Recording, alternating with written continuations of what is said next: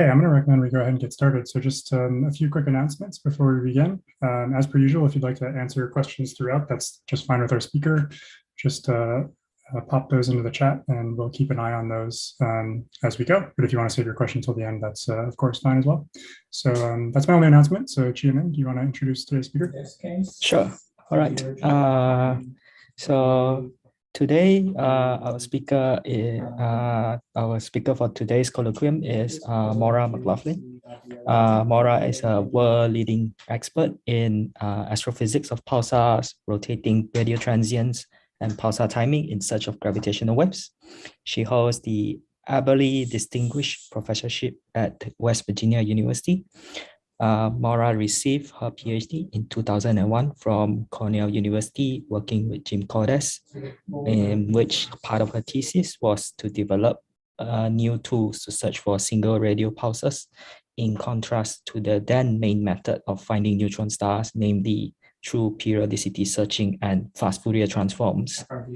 Maura's work turned out to be truly revolutionary. She discovered the phenomenon of galactic rotating radio transients and laid the foundation for the later discovery of unexpected fast radio bursts coming from cosmological distances, an entire new area of astrophysics today.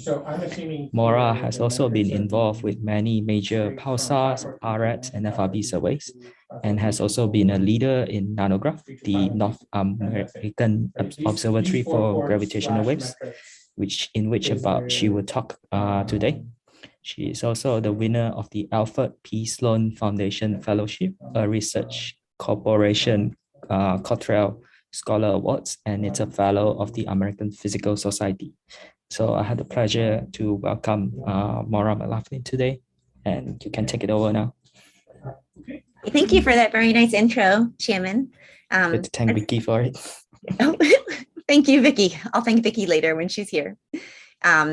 Yeah, so it's really nice to be talking to you today. I wish I could be there in person, but it's nice to be able to do this over Zoom, and it was great to meet with some people individually earlier on too. So I'm going to be talking about the work of NANOGrav, which, as Chiaman said, this is the North American Nanohertz Observatory for Gravitational Waves.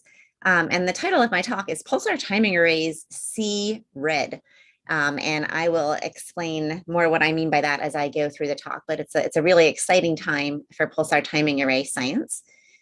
Before I get too much into the science, let me just tell you a little bit about the collaborations that I'm a part of. So NANOGrav is a collaboration of a little over 150 students and scientists. We're throughout the US and Canada.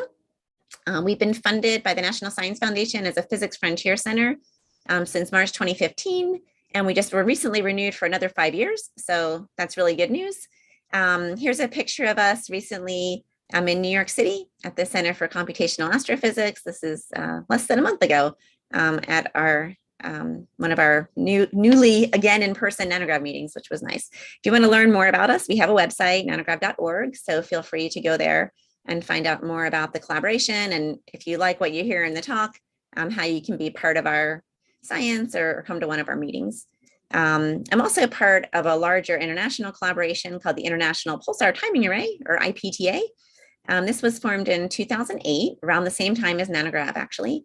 And this is a collaboration between 3 regional PTAs. Well, it started as a collaboration in 2008 between Europe, Australia, and North America. Now it includes many other countries. It's expanded to India, South Africa, China. It includes about 300 participants. That should be now includes, not includes. Sorry about that. In about 11 countries. And here's a picture from the IPTA student workshop in India back in June 2019, pre-pandemic. There's also a website. It's not very good, but it will give you the basics about the IPTA if you'd like to learn a little bit more. Okay, so let me now talk about science. I'm going to start with just a really big picture overview of what we're trying to do with our NANOGrav experiment, and then I'll talk in more detail about how pulsar timing works, our data sets, and our gravitational wave results. So, okay, here's the big picture of what we're trying to do with NANOGrav. We are going to use pulsars as gravitational wave detectors to try to probe the history of galaxy formation and evolution. So if we look back in cosmic time, we see that galaxies formed very long ago are smaller and less regular than galaxies that are younger. And we think that this process has occurred through the merging of smaller galaxies into larger galaxies. This is the standard picture of hierarchical galaxy formation. And so when galaxies are quite widely separated, like this little picture here, we can actually see that these two galaxies are in the process of merging. But when a galaxy has already merged, we don't know whether this galaxy is the product of a merger or not, right? And the two black holes at the core of this galaxy will be very, very, very tightly bound. And what NANOGrav wants to do is probe these very final stages of galaxy mergers. The final stages where these two supermassive black holes at the cores of these galaxies are coming together. We want to learn what astrophysical processes bring these black holes together and how galaxies have grown, what the redshift distribution is, what the mass distribution is. And so to do that, we want to detect these very massive black hole binary systems with orbital periods of like years and subparsec separations. We can't do this electromagnetically. So the only way we can resolve these very tight supermassive black hole binaries at the cores of mergers is through gravitational waves. So here's just a little video to remind us all what gravitational waves are. So these are a prediction of general relativity.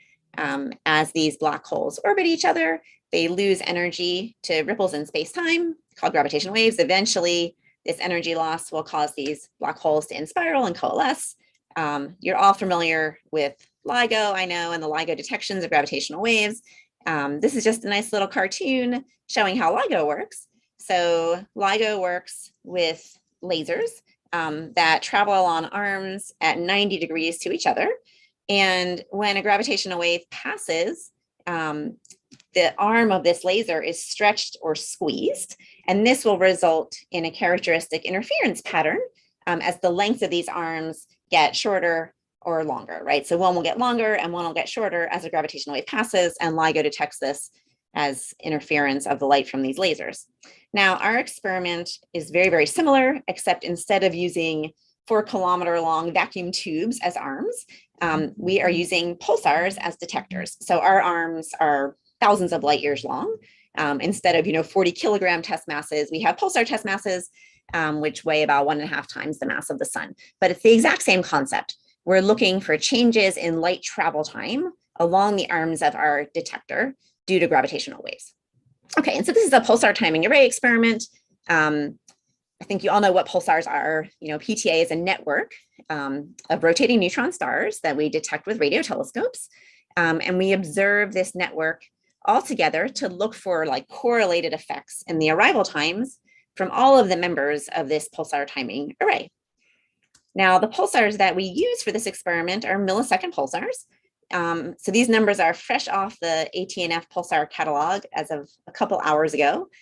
We know of over 3,000 known radio pulsars, and of those, a little over 500 are millisecond pulsars, defined as those with spin periods less than about 30 millisecond.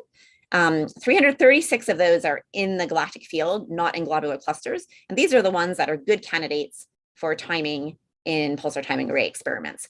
So these MSPs have been recycled through the accretion of material from a companion star, and they live in this part of the spin period versus spin period derivative diagram. So they have very short spin periods.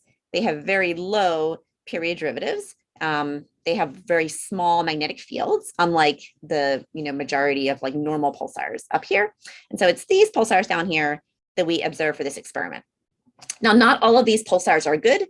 You'll see that NANOGrav is timing a much smaller number than this 336. Some of these are in very messy binaries that eclipse. Some are just too far away or too faint. But maybe about 100 of these are really good candidates for pulsar timing array experiments right now. Okay, so what are we doing? Well, we're observing all of these millisecond pulsars.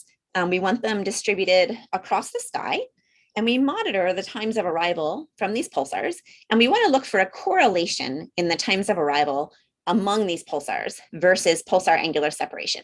And this red curve here is the very specific correlation that general relativity predicts and that we're trying to detect in our data. This is called the Hellings and Downs curve.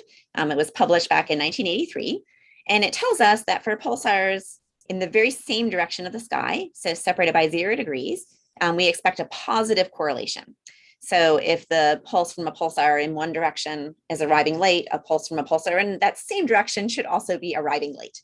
At around 90 degrees, because of this quadrupolar nature of gravitational waves, we expect an anti-correlation, and we expect a positive correlation again at 180 degrees. So this red curve here assumes an isotropic distribution of gravitational wave sources all over the sky, and it assumes that general relativity is correct. And if those things are true, then we should see this correlation in our pulsar time of arrival data. And this is what we're looking for with our experiment. Okay, one final big picture slide just to put NANOGrav and other pulsar timing array experiments in context with other gravitational wave detection experiments. So this shows characteristic strain of the gravitational waves we're sensitive to on the y-axis versus gravitational wave frequency on the x-axis. So LIGO is sensitive to very short duration events. So frequencies of like tens to hundreds of hertz. So stellar mass compact object mergers. NANOGrav sits way down here. So we're sensitive to gravitational waves with very long timescales or frequencies of like 10 to the minus 8, 10 to the minus 9 hertz, hence the nanohertz in our name.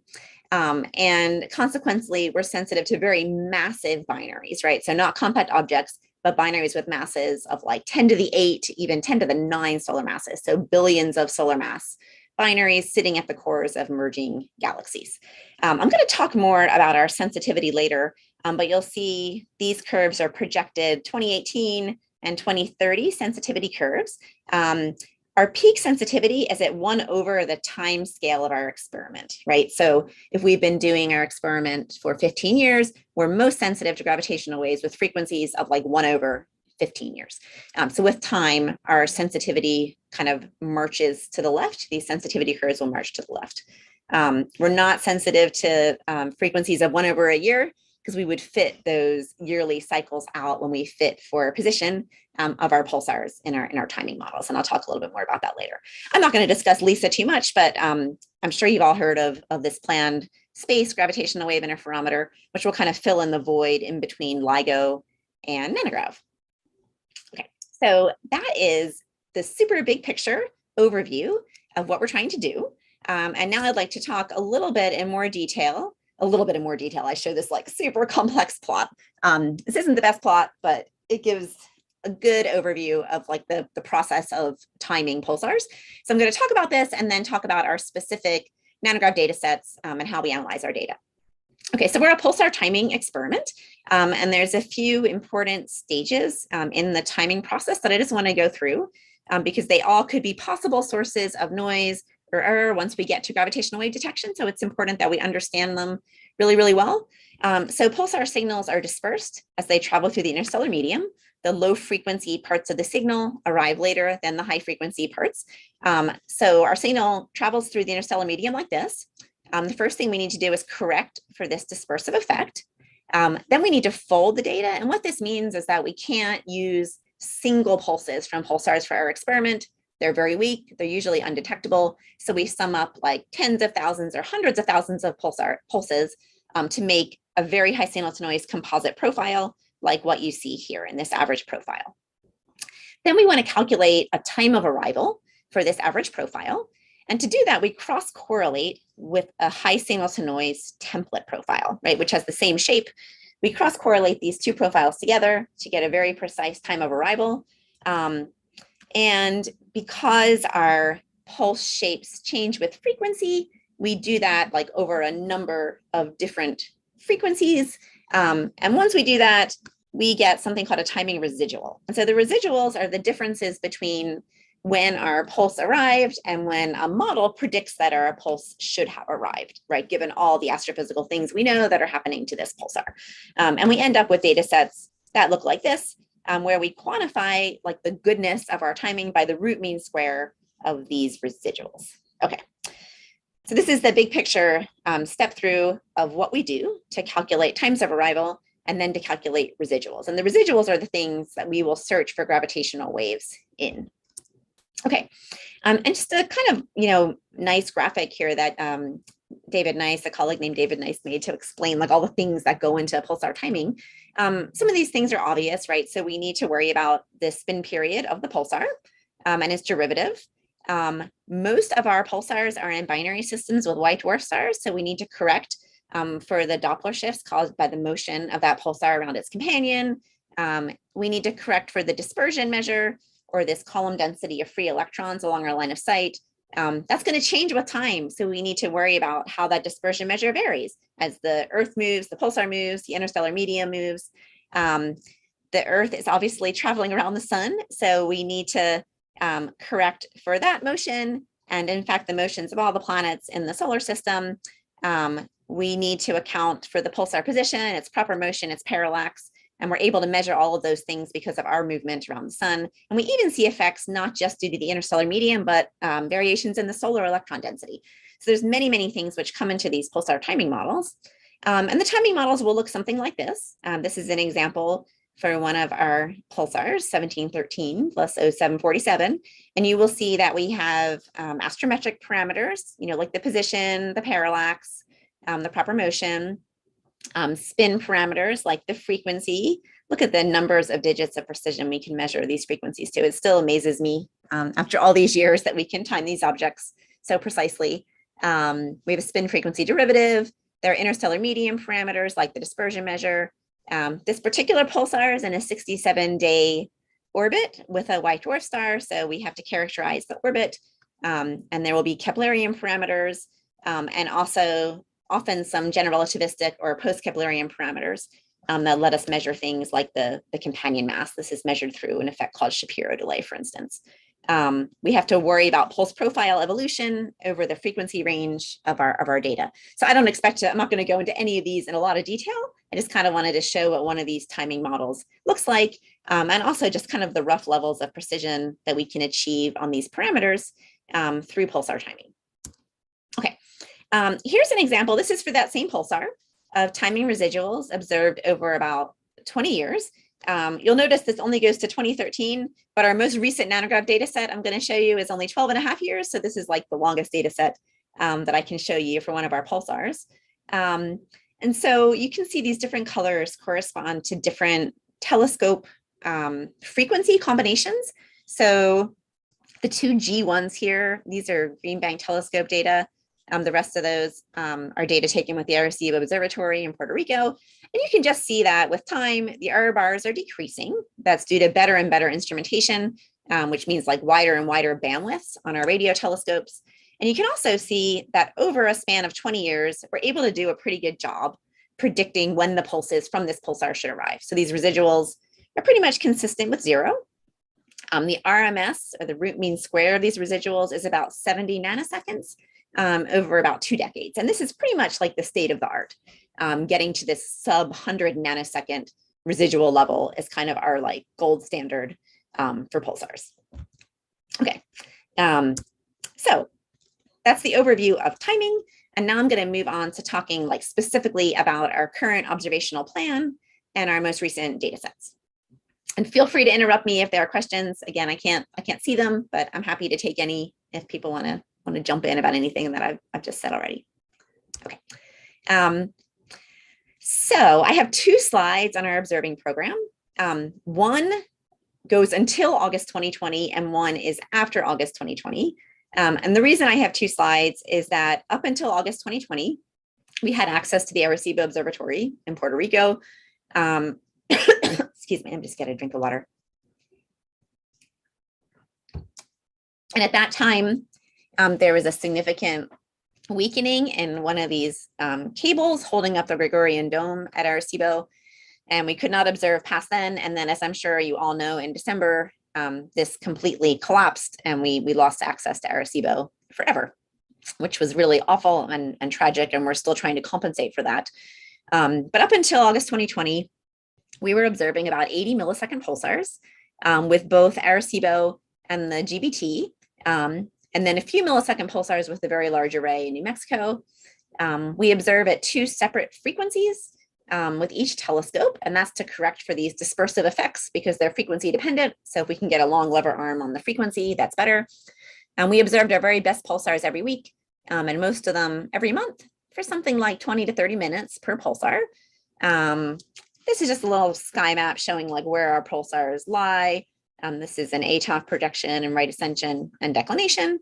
We don't have access to the Southern Hemisphere with just the NANOGrav data. There's this one pulsar right here, which we can get with the VLA that we can't see with Arecibo or Green Bank. And it happens to be a really good pulsar, a really good timer. It's 0437 for the pulsar people. So this is a big justification for our VLA observing campaign. Yeah, so since Arecibo collapsed and we lost access on it, we've been trying to compensate. We've increased our time on the GBT. We've been extremely fortunate to get funding from both the National Science Foundation and from the Moore Foundation to purchase time on Green Bank. So we've increased the amount of time we're getting on the telescope quite a lot through this funding. And of course, we're using CHIME, which all of you know a lot about. So we're observing nearly all the MSPs with CHIME, which of course has a very complementary frequency range to our NANOGrav data. So our NANOGrav GBT data goes from like 800 megahertz up to 2 gigahertz. And so CHIME is filling in lower frequencies where we don't have coverage with the GBT, which is really, really great. And that's allowed us to drop some of our low frequency GBT observations too. So we're being a little bit more efficient. Some of our MSPs that we were observing with Arecibo, like we just can't look at with the GBT, they're just too faint. There's about 10 of them.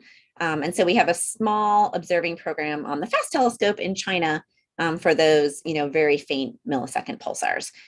So the summary is we've lost a lot of sensitivity since losing Arecibo. It was much bigger than the GBT or CHIME. So we just can't compensate completely. We can't time our pulsars with as much precision with the GBT, but we're doing the best we can. And we've largely at least compensated so we can observe nearly all the same pulsars, even if we're not observing them with the same sensitivity. Okay, so the way that NANOGrav works is we put out data releases. So every few years, we'll put out another set of data. This right plot here shows the history of our data releases. So our first data release had 5 years of data and 17 pulsars. And you can see it here. It's this little cutout here. Our next one was 9 years of data and 37 pulsars. And then we've just incremented up. We had an 11-year data set with 45 pulsars, a 12.5-year data set with 48. And we're currently working on our 15-year data set, which will have about 65 pulsars. Yeah, and so the different colors are just different radio frequencies, and all the pulsar names are here. The important thing to take away from this is just that with time, we are adding more and more pulsars to the data set. So we're growing the array constantly. Our cadence has increased. You can see these lines are a lot more filled in here than they were back here. And you can see the plan for our next data set, which is a big leap compared to our current data set. This 12.5-year one is the one we just released. If you want to play with our data, you can go to data.nanograv.org. You can download it. It's all totally publicly available. We can help you if you need to know how to do that by providing some software and notebooks and stuff. So just let us know. Okay, so before I talk about the gravitational wave results, I just want to talk about these releases a little bit to advertise like what's in them and what you could access. So the releases have times of arrival. And if you're not a pulsar person, you may be surprised to see the very basic way that we release these times of arrival. They are just text files, which makes them kind of very easy to work with. You can look at these yourself. You can run them through standard pulsar timing analysis software. So there are radio frequencies and there are times of arrival. These numbers here are modified Julian date, times of arrival, and these are errors in microseconds. Anyway, and there's a whole bunch of flags here, which aren't particularly interesting, but you can download these TOA files for any pulsar in our data set. You can also download profiles. So we have full Stokes profiles, which means you can get polarization properties of the pulsars. These are polarization position angle and flux, and a little zoom in down here for a pulsar at 430 and 1.4 gigahertz. And I just picked this one to show how complex these profiles can be and how much polarization information there is that would just be like a wealth of data for people who want to model like pulsar emission physics or compare with data at say X-ray or gamma ray wavelengths, for instance. And you can download these data and do what you want with. Here is a PAR file. All the pulsars also have PAR files, of course, associated with them. And these PAR files have all the timing model parameters. Here's a particular parameter file. This happens to be for this very massive neutron star 0740 plus 6620, but you can download these par files as well. They are just text files, and do whatever you want with them. The data are totally public. Some just like recent results that have come out that are sort of like secondary science, not our main NANOGrav results. A student working with me named Haley Wall has just recently published a paper where she did very careful polarization calibration on all of our GBT data and just published these very high sensitivity profiles. This is a very well-known pulsar, 1937 plus 21. And one really cool thing that's come out of this is that many pulsars have what we call microcomponents. So if you look at this average pulse profile, you can barely see anything happening here at all. But if you zoom in on this little region of pulse phase, you see that there's this microcomponent of emission in this profile that's very highly linearly polarized. The red is the linear polarization. And we see this for many, many pulsars. And these things, you know, that were not detectable at all before for many pulsars, we're seeing for the first time in this data set. So this is pretty cool. It shows millisecond pulsars have emission over a much wider range of pulse phase than we realized for many of these objects before. So this is one recent thing to come out. Another student of mine named Jacob Turner, he's another grad student working with me at WVU. He's using these to learn about the interstellar medium. So here's a dynamic spectrum from one of our pulsars. This is time versus frequency. The color scale shows the brightness of the pulsar emission.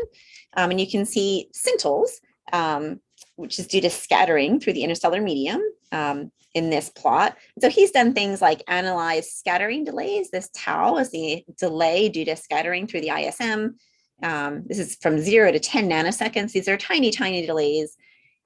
He's looked at how fluxes vary in addition to how dispersion measure varies with time. For this particular pulsar, you can see a linear trend in DM where the DM is decreasing, presumably because the pulsar is moving closer to us. And you can also see an annual trend in DM as the Earth moves around the sun and we sample different lines of sight through the ISM. So this is pretty cool as well. There's lots of neat things we can do with these data, and it's really not exploited as much as it could be, honestly. There's a lot more physics experiments we could do with this in addition to just the gravitational wave experiments. This is just a little plot of just 3 example residuals for 3 different pulsars in this 12.5-year data set. Again, these residuals are the differences between when our timing model predicts a pulse should arrive and when it actually arrives. So they are mostly centered on 0, which is good. That means we're doing a pretty good job modeling the TOAs. You can see there are some outliers. We generally attribute these to interstellar medium effects. Maybe we're not correcting for them 100%. Maybe there's some instrumental effects, RFI, but there's some that don't quite line up. Generally, these are like statistically consistent, right? These aren't, given the error bars, these aren't anything super worrying. And we see different, obviously for different pulsars, depending on the brightness or the width of the pulse, we see different scales of residuals. These are in microseconds. So anyway, you can look at these scales yourself and sort of see the level of residual. We generally like to see residuals that are sort of sub-microsecond. That's around the level we think that we need for the pulsar to really contribute to our gravitational wave sensitivity. These dotted lines are just indicating where we upgraded our instrumentation. So you should see slightly smaller error bars on the TOAs after these dotted line regions. Yeah, the different colors are different frequencies here in these plots. So these are the residuals that we will use to cross-correlate. We'll cross-correlate the residuals of every pulsar with those of every other pulsar in the array to try to tease out this Hellings and Downs correlation curve in the times of arrival.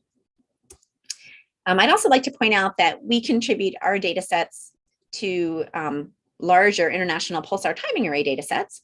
So the IPTA produces data sets as well. There are currently 4 members to the IPTA.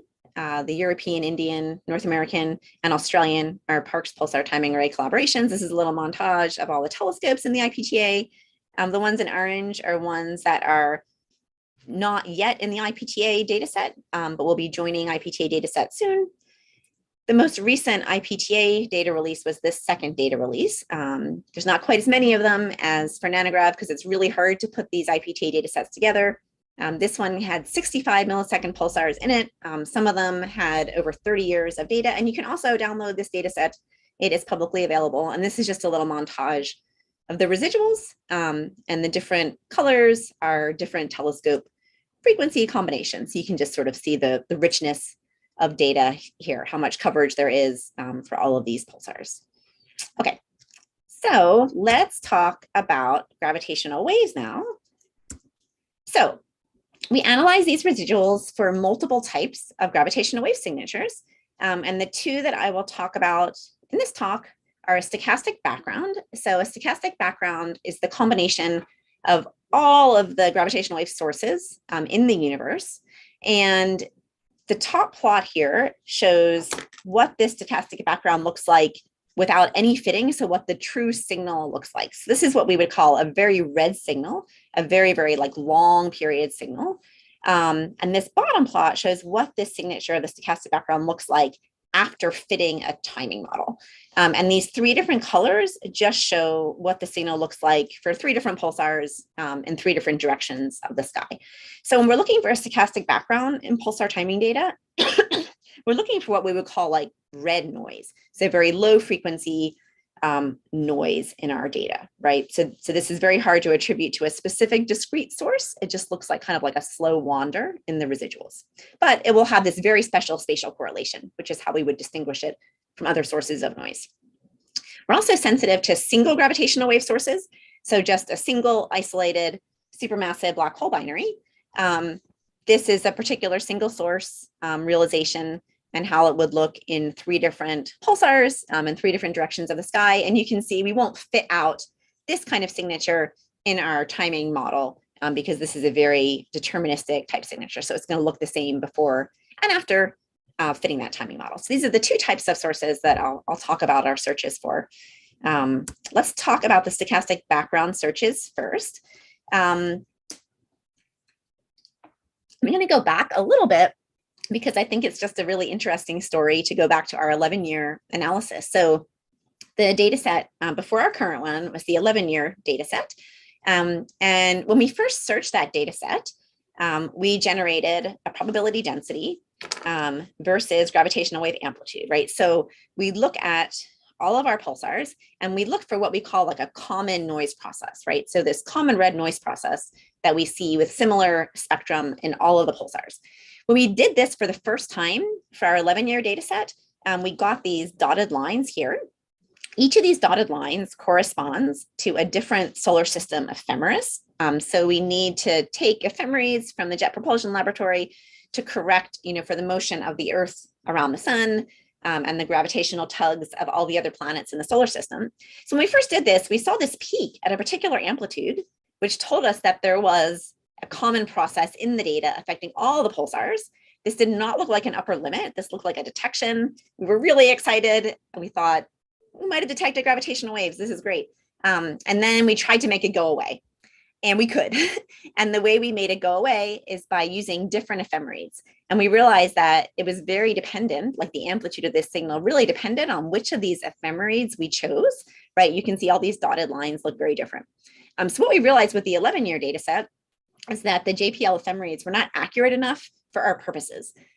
They just simply weren't good enough to actually provide enough correction. And so we were having this leftover spatial correlation in the data due to this incorrect ephemeris. So we developed a code called BaseFM, which basically fits for the effect of the incorrect ephemeris at the same time as searching for gravitational waves. So it looks for a dipolar ephemeris correlation in addition to a quadrupolar gravitational wave correlation. And when we do that, we get these solid curves like this. So no matter which ephemeris we start with, we get a probability density function that looks more like an upper limit. These plots are the same. This is in Bayes factor, and this is in probability density, but these are expressing, basically the same thing. Okay, so we didn't detect gravitational waves with our 11-year data set, but we had a good trial run of something in the data that we had to tease out, and we did indeed tease it out. One cool thing about the 11-year is once we were able to do this, we could set upper limits that were actually astrophysically constraining. So we could actually discriminate between different models for black hole versus bulge mass relations in galaxies. And this is a PDF versus this alpha parameter, which gives us a relationship between these two. And we could actually say that models which predict much larger black holes are disfavored compared to models which predict smaller black holes. We're actually getting into regimes where we would expect to make a detection based on astrophysical models, which is pretty cool. So that was the 11-year data set, no detection, but new methodology, nice astrophysical constraints. Our most recent data set is only 1.5 years more data than the 11-year and only 3 more pulsars. So it's not like a huge leap in sensitivity from the 11-year. On the left here, though, you can see the Hellings and Downs curves that we generate for the 11-year and 12.5-year data sets. Neither of these are detections. You're not supposed to look at either of these and see these like nicely hugging this Hellings and Downs curve. This dotted line is our best fit Hellings and Downs curve. This dotted orange line just shows what a monopolar correlation, like no correlation, looks like. Both of these are upper, well, this is an upper limit, this 11-year data set. The 12.5-year data set, you can see the error bars are a little bit smaller. Certainly, we do not see like visual evidence of Hellings and Downs correlations though, right? However, we do see very strong evidence for a common noise process in this 12.5-year data set. So this is the probability density versus gravitational wave amplitude. And we see a very strong peak at a particular amplitude, whether we use Bayes FM or whether we use fixed solar system ephemeris, because the new JPL ephemeris, this DE438, is accurate enough for our purposes. And this is an ephemeris put out by a French group. So this is really exciting. You know, this might not look so exciting. We don't see the correlations here, but we see a very strong common red noise process among all the pulsars. So we didn't set an upper limit from the 12.5-year data set. We can't really say anything astrophysical about it because we don't have either a detection or an upper limit. We have a common red noise process that we can't yet attribute to gravitational waves because we don't see this angular correlation. However, it is consistent with a supermassive black hole binary population. So these plots show our spectral analysis. This plot here basically shows the power at different gravitational wave frequencies. The gray sort of like violin structures here are fits to the gravitational wave power at discrete frequencies. And you can see there's a lot of low frequency power, which is what we would expect due to this very red gravitational wave process. We also fit it to a few different power law forms, one to just the lowest 5 frequencies, that's this orange dotted curve, 1 to 30 frequencies, that's just this green dotted curve, and we also fit a broken power law. On the right shows constraints on the spectral index of these fits. And this dotted line here is what we expect for supermassive black hole binaries. We expect a spectral index of 13/3. And you can see that these curves for the broken power law or the 5 frequency power law, they're consistent with that.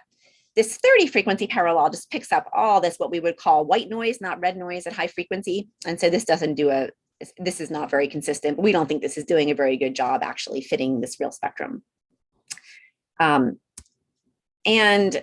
very reassuringly, this same thing is seen in data from the EPTA, from the PPTA, and from our most recent combined IPTA data sets. I don't have a lot of time to go into this in a huge amount of detail, but this is the PPTA result over here. This is the amplitude on this axis versus the spectral index on this axis. And you can see they see this very strong common process with consistent spectral index and amplitude to what NANOGrav sees. This is the EPTA result, same thing. And this is the combined IPTA data set result. And we also see very consistent things in that data. So in all of these pulsar timing data sets, we see a common noise process among all of the pulsars, and none of them yet do we see these strong Hellings and Downs spatial correlations that we need to declare these are gravitational waves. Okay, so the obvious question is, when are we going to get there? When are we going to see those spatial correlations? So there was a paper published last year by Nihan Pol. He's a postdoc at Vanderbilt and a former grad student here, where he simulated data sets going out to 20 years of data. And by doing that, we can project when we will see significant evidence of these Hellings and Downs correlations. So this top plot here shows that at about 15 years of data here, at the amplitude that we get from our 12.5-year data set, if those are indeed gravitational waves, we would detect these Hellings and Downs correlations with a signal to noise of about like 4 to 7 or so, right? So that's pretty exciting. And so this is in our next 15-year data set. If what we're seeing now are gravitational waves, we should detect them in that data set with fairly high significance. This is just a simulated, this is not real data. This is a simulated 15-year Hellings and Downs curve, assuming, again, what we saw in the 12.5-year is gravitational waves and adding more pulsars, bringing us up to 68 pulsars from 48 and another 2.5 years of data. So this is great. And it's not just about the detection, right? This is about constraining the amplitude and the spectrum of this signal. And with time, this will provide really unique constraints on galaxy formation and evolution. And of course, this is just for NANOGrav data, these projections. The signal to noise would be much higher in combined IPTA data. So we're putting a lot of effort towards the IPTA data sets. Okay, I'm not going to talk too much about single source results, but I just want to advertise that we also look for individual sources. So we can analyze our data to look for continuous wave sources or single sources. We can do that versus frequency. So looking for single sources at different gravitational wave frequency. This is an average upper limit, like over the whole sky for our 5-year, 9-year, and 11-year data set. The 12.5-year is not on here yet because it's not done. The analysis is almost there, but it's not quite complete. You can see that our sensitivity is getting better with each one of these analyses, as we would expect it to. We can also look in particular sky directions. So this plot here shows the distance on a scale from 20 to 120 megaparsecs to which we could detect a billion solar mass black hole binary with a frequency of 8 nanohertz. And you'll see that it's extremely like anisotropic. We're really sensitive in some directions of the sky where we have a lot of really great pulsars that are very high timing precision. We're really not sensitive in other directions of the sky where we don't have very many pulsars. So we really need to fix this. We need more pulsars in these other parts of the sky. But in our most sensitive directions, we can get out to 100 megaparsecs. And we can make statements now that say things like, in Virgo, there are no supermassive black hole binaries with masses greater than about 1 billion solar masses, right? So we can be pretty sure that that black hole detected by the EHT, for instance, is a single black hole and not a binary black hole, or we would have seen it in our data. So we're getting into really astrophysically interesting regimes. One really cool development, which happened a couple years ago, was we carried out our first electromagnetically informed gravitational wave search. So we searched in a particular direction, starting with priors, which were informed from electromagnetic observations of this galaxy called 3C66b. So we had a guess orbital period, a guess mass, and a distance, and we could use those as priors to make our search for gravitational waves from this galaxy much more sensitive. We obviously didn't detect anything. It's an upper limit, but we're pretty close actually. So this shows the probability density versus mass for this galaxy. This dotted line is the best guess at the mass from electromagnetic observations. It's about 0.8 times 10 to the 9 solar masses. This orange region is the kind of confidence area, confidence interval for this galaxy mass. And the blue curve here, this is our posterior distribution from our search, and this is our 95% upper limit. So we're not yet sensitive enough to rule out this mass, but our upper limit is not wildly off. It's about a factor of 2. And in a few years, we should be in the regime where we can actually say something about this particular electromagnetically identified possible supermassive black hole binary, which is really exciting. And this was all developed and led by, well, not all developed, of course, with postdocs at NANOGrav and lots of other people at NANOGrav, but Caitlin Witt, one of our grad students here at WU, did a really great job leading this analysis and leading the writing of this paper. Okay, so finally, a couple of things that keep us up at night.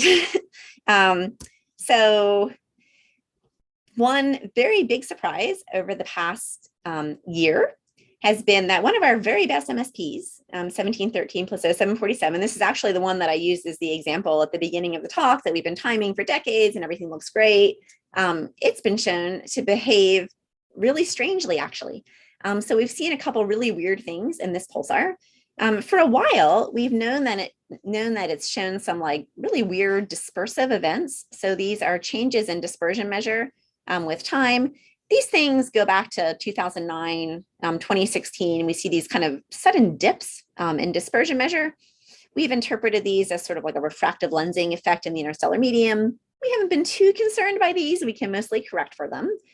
But then something happened this past year that we were really concerned by, and that is a very large pulse shape change in this pulsar. So this is data taken with the FAST telescope. This is the normal profile on the left here. And then very suddenly, on a span of days to a week or so, the profile changed to this very drastically different looking shape. This is kind of bad news for pulsar timing, where we assume we have like very predictable pulse templates. We assume our millisecond pulsars are extremely stable. We're still not sure how to interpret this. The left plot shows NANOGrav data. These are just difference profiles with time. So this is modified Julian date or time here, and these are differences. And you can see the shape changes evolving with time. Very recently, it seems like this pulse shape change is recovering. So this is work being done by a postdoc here named Ross Jennings. And you can see the initial shape here before the change. This is the shape during the change. And now it seems to have like gone back towards its prior shape more or less. So this is good news, but we still have no idea what is causing this. We're really not sure whether this is some kind of interstellar medium effect or whether this is a magnetospheric change in this pulsar. And so we really need to get to the bottom of these things. The good news is that even though this is worrying and decreasing, our sensitivity overall a little bit, this will add noise to our analysis. There's no way this could be mistaken as a gravitational wave, right? This isn't something that's going to cause a, spatially correlated signature, but we are looking at lots and lots and lots of things. As we get closer to detection, we're forming a detection checklist, like what's every single thing that we should be thinking about that the community will want to see that we've looked at, right? So everything from clock and instrumentation errors, ISM effects, software bugs, ephemeris errors. Do we know where our observatories are accurately enough? Looking at intrinsic noise processes in pulsars, and astrophysics, like are the gravitational wave estimates that are coming out consistent with what we expect due to these source populations. I don't have time to go into any detail about this, but I'm mostly showing this just to get feedback from folks sort of outside our community. Like what kind of skepticism would you have if we, announced the detection of gravitational waves? What kind of things would you like to see, like checks that we've done in our data? The text here in turquoise kind of under the things is sort of like what we're doing to make sure that our data sets are robust. So for instance, to tease out any instrumentation errors, we're analyzing the Arecibo and the GBT data independently. We're looking for specific features at critical MJD, say where we made a change in instrumentation, for instance. Okay, so finally, let me just talk a little bit about the future. What are our plans for the next few years? Okay, well, we want to have more pulsars in the array. If you recall that continuous wave sensitivity plot where we had that like very anisotropic sensitivity, we really need to fill in the sky with a more uniform distribution of pulsars. In addition, our gravitational wave sensitivity to the stochastic background is linearly dependent on the number of pulsars. So if we double the number of pulsars, we double our sensitivity, assuming those pulsars are good timers, sort of sub-microsecond timers. So it's really important to carry out pulsar surveys, CHIME, MeerKAT, FAST, all these new telescopes hopefully can contribute some discoveries. And actually, I realize as I'm saying this, that from my meetings talking about CHIME, I don't think CHIME is actually going to find a lot of MSPs. It's going to contribute a lot of slow pulsars. So maybe we should, I don't know, we can talk more about CHIME later, maybe in the discussion, but this might not be quite right. But a lot of MSP discoveries have already come from FAST. When I was looking at the Pulsar catalog this morning to update my numbers, I realized it's found almost 100 MSPs already, which is pretty impressive. This top plot just shows sort of like a projection of what we want our sky distribution versus angular separation to look like once we have 200 pulsars. And we aim to do that, say, by like 2030 or so. Another really important thing that's happening over the next year is a wideband receiver for the Green Bank telescope. So this is a new receiver funded by the Moore Foundation that'll cover 700 megahertz to 4 gigahertz in radio frequency. This is much wider than we're able to cover right now.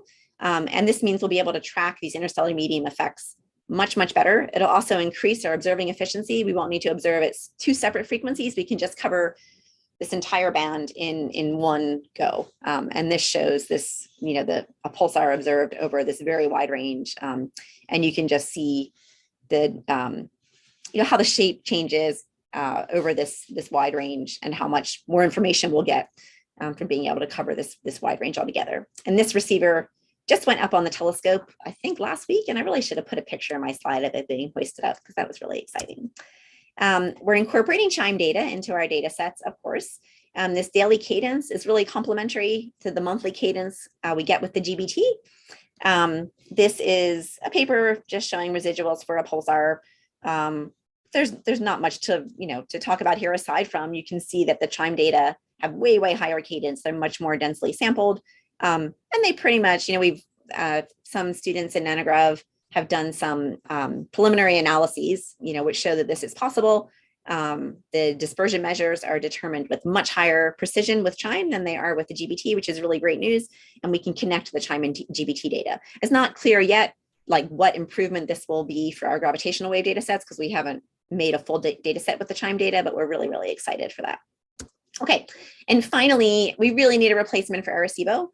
So our 15-year data set stops when we lost access to Arecibo. For future data sets, we're going to start really seeing this sensitivity hit. And once we get to the point of like actually characterizing the gravitational wave sky, right? So detecting individual supermassive black hole binaries, following their evolution in gravitational waves, we really need a replacement for Arecibo. So we've been pushing pretty hard on this DSA 2000 telescope. There's a white paper submitted to the Decadal Survey. You can look it up. This is an effort being led at Caltech. And this would be kind of like an Arecibo collecting area, but comprised of many small antennas, 2,000 of them, in fact.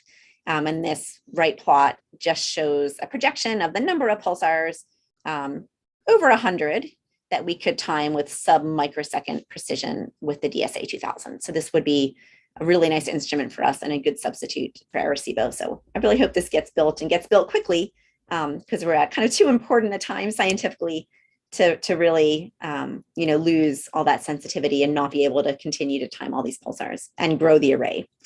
So I'll just leave this summary up, I think, because I've talked enough, and I'm happy to take any questions. Thanks.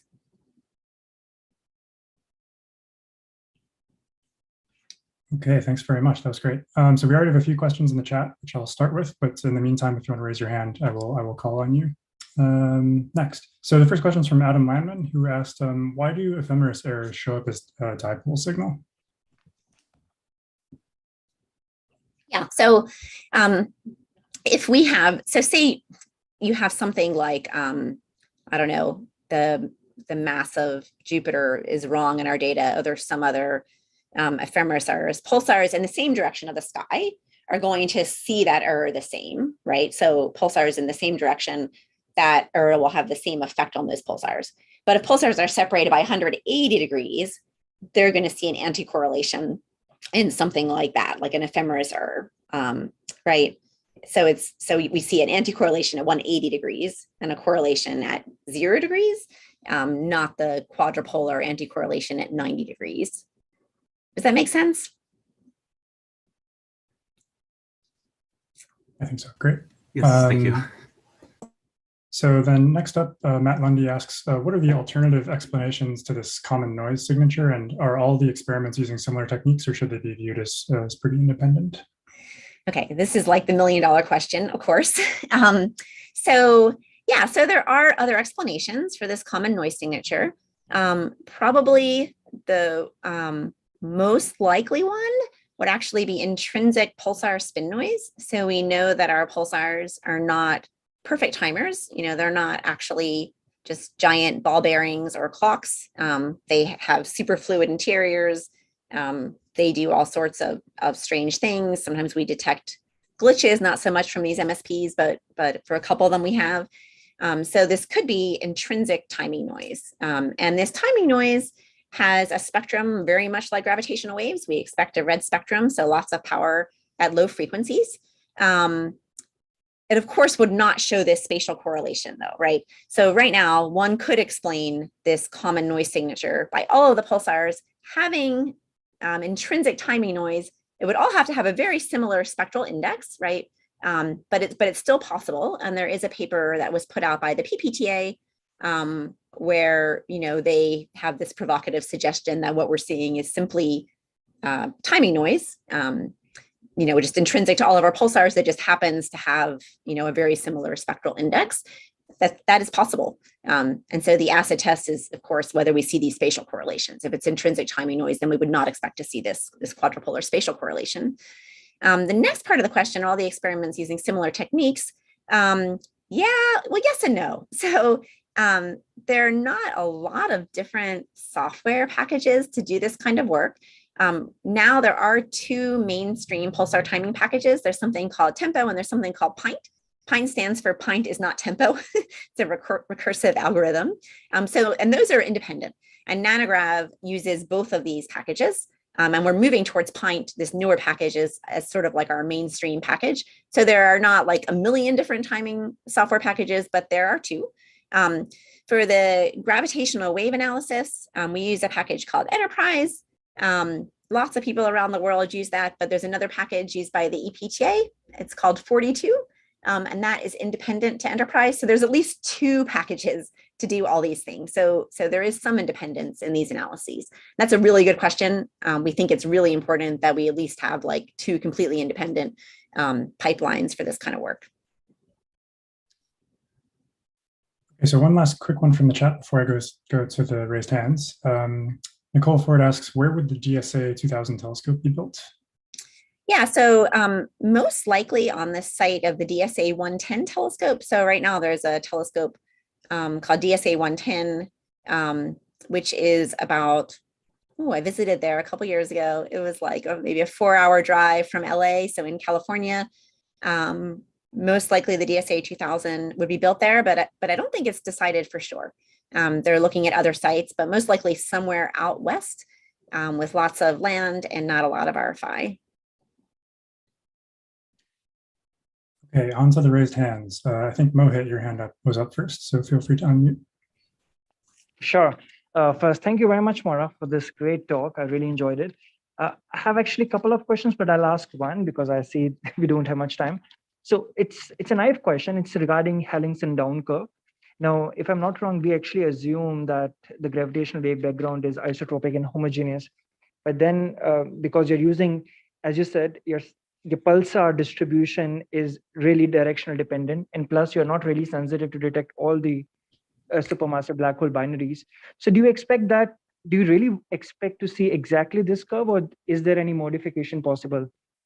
Yeah, that's a great question. The anisotropy of our pulsars will not affect the predicted shape of the curve. It just means we won't have like as good sampling of angular separation. So we're not too worried about that for the stochastic background detection. An anisotropic source distribution, though, will affect the shape of the curve. So if our gravitational wave background, say, is dominated by only the 4 or 5 brightest supermassive black hole binaries out there, then the shape of that curve will look a little bit different.